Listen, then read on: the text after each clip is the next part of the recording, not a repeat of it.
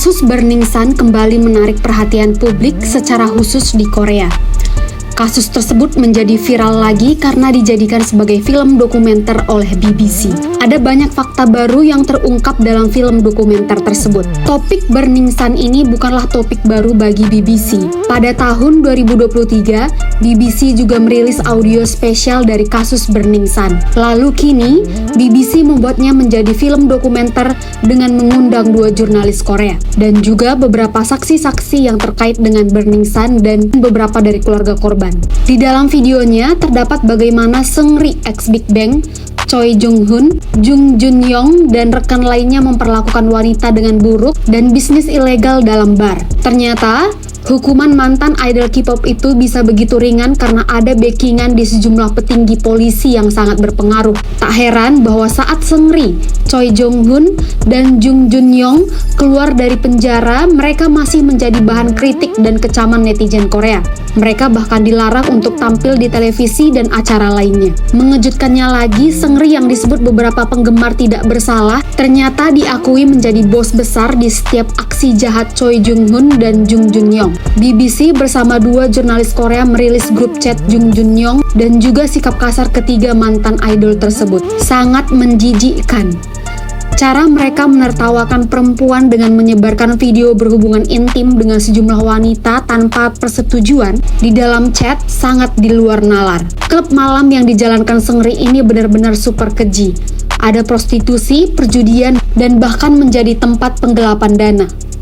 Seungri terbukti akan dakwaan itu, tapi sayangnya hanya dipenjara selama setahun lebih. Seungri sudah menikmati kehidupannya lagi dengan bebas dan beberapa kali terciduk melakukan perjalanan ke Indonesia. Kenapa Seungri disebut bos dalam setiap tindakan aksi jahat teman-temannya? Seungri terbukti menanggapi video-video intim yang direkam teman-temannya secara ilegal dan dijadikan bahan tertawaan. Ada pula video Seungri meneriaki seorang wanita seolah-olah akan memukulnya sebelum menarik pergelangan tangannya. Guhara membantu banyak terungkapnya kasus ini. Seorang jurnalis wanita yang juga menggali kasus Molka Jung Jun Yong mengatakan bahwa mendiang Guhara telah banyak membantunya secara diam-diam. Anggota grup K-pop Kara itu berteman dengan Choi Jung Hoon yang tergabung dalam grup chat Jung Jun Yong. Ketika sang reporter menyampaikan informasi yang dia butuhkan, Guhara langsung menanyakan Choi Jung Hoon lewat telepon yang direkam percakapannya sebagai bukti. Saat itu, Guhara tengah menghadapi kasus di mana mantan pacarnya mengancam akan menyebarkan video mereka. Video tersebut direkam tanpa sepengetahuannya. Hal itu mendorong Guhara untuk mengungkap fakta sebenarnya melalui reporter Kang Kyung Yoon. Dia ingin membantu para wanita yang diperkosa hingga direkam secara diam-diam menggunakan kamera pengintai saat berhubungan intim dengan Jung Jun Yong dan teman-temannya di grup chat. Guhara sempat mencoba untuk mengakhiri hidupnya dan dinyatakan meninggal dunia pada November 2019. Dia ditemukan meninggal di rumahnya di kawasan Cheongdam sekitar pukul 6 sore. Sedangkan mantan pacarnya diancam 1,5 tahun penjara jika melakukan pelanggaran selama waktu 3 tahun. Dalam film dokumenter Burning Sun, kakak Guhara menjelaskan, sang adik sudah sejak lama mengejar mimpinya menjadi seorang penyanyi. Guhara takut akan kehilangan segalanya. Ia takut rekamannya akan dirilis ke muka publik.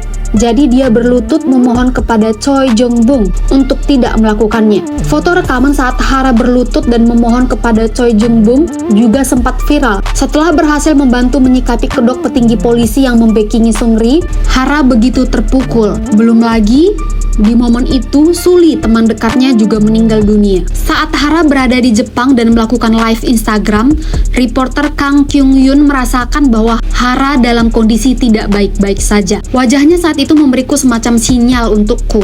Aku merasa ada bahaya besar, jadi aku mengirimnya pesan, "Hara, kau adalah wanita yang hebat dan pemberani. Aku ingin engkau bahagia," kata Kang Kyung Yoon yang mengenang isi pesannya kepada Hara. Pesan tersebut dibalas Hara dengan jawaban ceria, "Aku tak apa-apa, ya aku akan tetap kuat." Perilisan film dokumenter Burning Sun ini disebut menjadi pengalian isu, antara pengalian isu pemerintah atau kasus hype yang saat ini masih dalam tahap memasuki persidangan kedua. Banyak netizen merasa bahwa hype membayar BBC supaya perhatian fans K-pop berganti ke kasus Burning Sun. Netizen muak melihat hal tersebut dan mengecam keras karena menggunakan kasus Burning Sun untuk menutupi bobroknya hype di industri K-pop. Padahal itu bisa membangkitkan luka kepada korban. Sebelumnya, hype meminta Min Hee-jin untuk mengundurkan diri dari jabatannya sebagai CEO Adore. Min Hee-jin yang merasa ditipu dan dihina oleh Bang Si-hook dan para petinggi-petinggi hype akhirnya buka suara kepada publik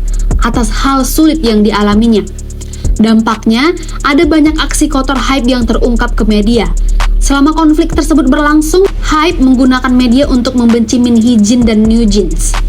Hype berhasil meledakkan publik untuk membenci Min Hee-jin dengan klaim bahwa Min Hee-jin menyebut BTS meniru New Jeans, Min Hee-jin pakai dukun, Min Hee-jin bersikap kasar kepada New Jeans, dan masih banyak klaim lainnya. Sayangnya, di persidangan pertama hype tak bisa membuktikan satupun klaimnya. Lalu alasan lainnya kenapa kasus film Burning Sun ini dijadikan film dokumenter adalah supaya seluruh pelaku baik Seungri, Choi Jung-hoon, dan Jung Jun-young terus-menerus mendapat sanksi sosial dari publik. Gimana menurut kalian?